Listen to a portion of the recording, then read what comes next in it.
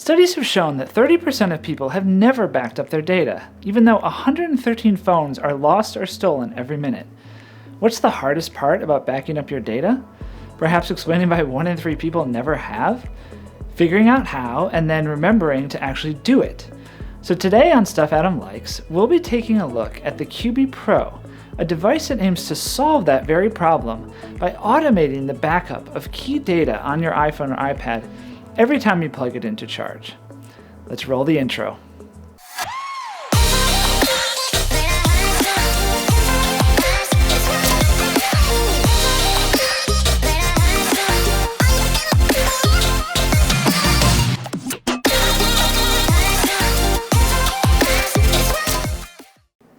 So as I mentioned in a previous video, which you can find linked below, there's a well-established principle you need to follow when it comes to backing up precious data on your digital devices like photos and contacts.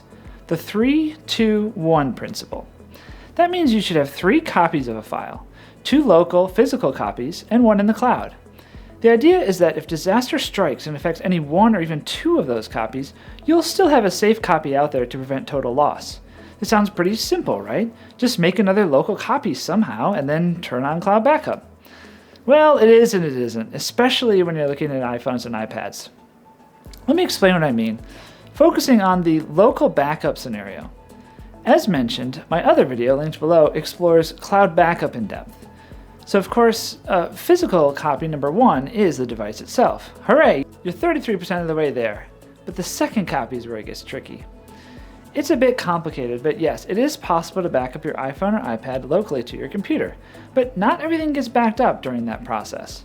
Particularly, anything you have stored in iCloud is not backed up to your computer, and I recommend turning on iCloud Photo and Contacts so your most precious memories and ways of contacting people are automatically backed up to the cloud.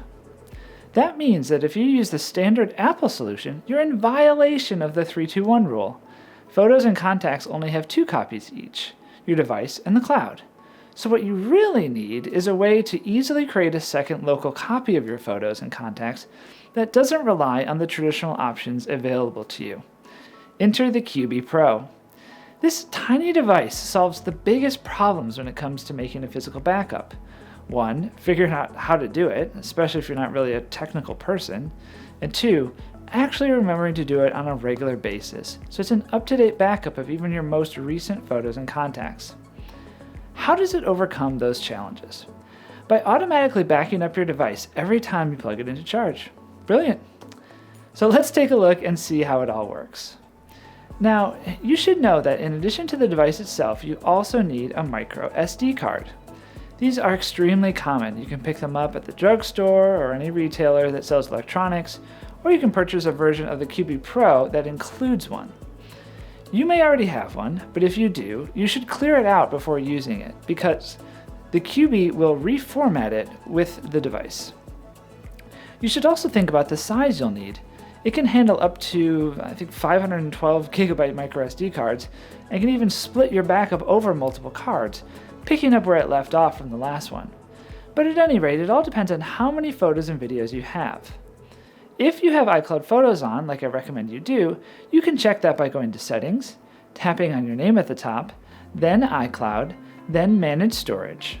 Photos will probably be at the top, and it will say how many gigabytes you have. Ideally, you should get a micro SD card that's a bit larger than this so you don't have to get another one anytime soon. Okay, you're all set, so let's see how it actually works. First, insert the micro SD card into the slot.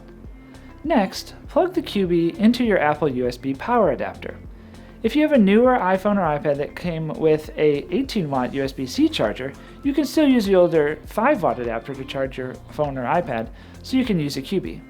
That is one of the differences between the Pro and the regular Qubii. The Pro does enable 2.4 amp fast charging, whereas the regular does not. Now, plug your charging cable into the Qubii. It's best to use the original Apple cable if you still have it, but most cables should work. Plug in your phone to start the process. That's it. I really love how streamlined the process is and how it's not really adding extra dongles or other stuff you have to keep track of. It just hangs out with your charger and is there whenever you regularly charge. Now that the hardware side is set up, time to get the software side up and running. When you plug it in for the first time, you'll be prompted to install the app. So tapping on the banner will get you right to the App Store for download. The app will walk you through various settings for what you'd like to back up. You'll need to allow access to your photos, of course, and your contacts if you choose to back them up, as well as any social media backups. In addition to photos, videos, and contacts on your device, it can also back up media on Facebook, Instagram, Flickr, and Twitter if you connect your accounts and allow it to do so. This is an extremely efficient way to pull all that media down from those services that you've had for many years in a very organized way. It's really convenient to be able to back up all the different places you might have media in one shot, which is really smart. At that point, you're good to go, and the first full backup will begin, which may take a while depending on how much you have. Okay, so your files are backed up. Let's see what you can do with them within the Qubii Pro app. With your phone plugged into the Qubii, you can view all the photos that have been backed up, organized by year, month, day, just like on your phone in the Photos app. You can also delete, share, or restore in case you accidentally deleted them from your device and didn't have an iCloud backup enabled, which typically hangs on to any photo you delete for 30 days before permanent deletion. Another neat feature is the ability to delete a photo from your phone, but Qubii hangs on to it. Basically, it detects that you previously backed it up, and even though it's not on your phone anymore, it doesn't sync that status. So this means that you can archive your photos using Qubii and free up space on your device and in iCloud.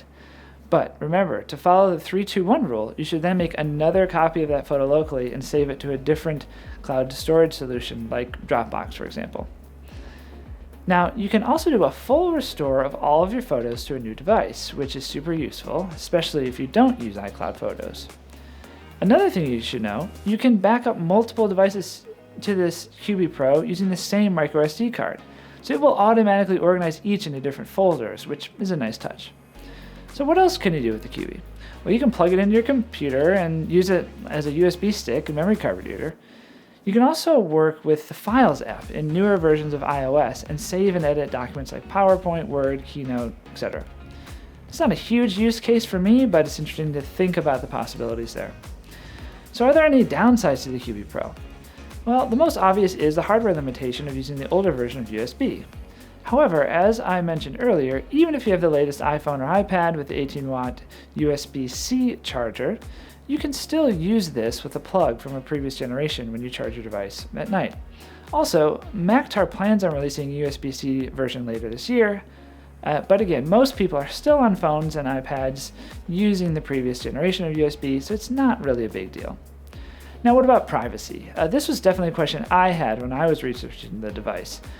I typically only like to give access to apps or services when absolutely necessary, and the benefit needs to far outweigh the potential risks of allowing access to my personal data.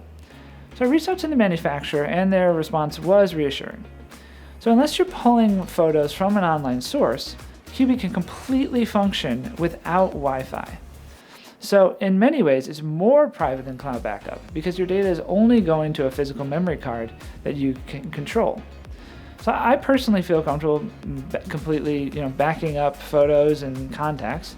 Social media does get a little tricky for me as I generally try to limit the number of third-party apps that have access to my data. And it's nothing against Mactar or Qubii, it's just hard to keep track of how many different places that data is going to, so I err on the side of less is more. But the convenience of the automatic backup of my social media accounts may make this a no-brainer for many. Again, that backup setting is totally optional and doesn't detract from the main function of the device. So overall, what are my thoughts? Is this stuff Adam likes? The answer is yes. So here's why. The Qubii Pro offers the simplest and easiest way to locally back up your iPhone or iPad that I've seen. The app works well and provides some advanced functionality, but it's simple enough that anyone can use it. The sky's the limit for how much you want to back up and how much space on your phone you can save. So who is this for? Honestly, all iPhone and iPad users who take photos on either device could benefit from a Qubii Pro. Honestly, it's a small investment for big peace of mind. But getting more specific, I think iPhoneographers who want more control over their photos and the technically challenged people in your life both stand to benefit the most from the Qubii Pro. On the flip side, very technical people can benefit from its archiving old photos that you might not need an iCloud on your device, or freeing up that storage space in both places and managing cloud storage costs that way. The amount of photos or videos you take with your iDevices will only increase over time, and while storage size options continue to increase, so does the cost to bump up to that next higher tier of device. Finally, though I didn't personally test it, you can save a few bucks by getting the standard Qubii. It doesn't have some of the bells and whistles that the Pro has, including fast charging and quicker backup and transfer speeds, but it might be all you need. Last thing I'll mention, Mactar did send this to me as a free product to review, but that didn't impact my recommendation. If I'm not willing to pay out of pocket for something, I don't recommend it, and that's just period. That's my editorial policy. So if you like this review, give it a like and consider subscribing to the channel to support me and help bring you more content like this in the future. Thanks so much for watching.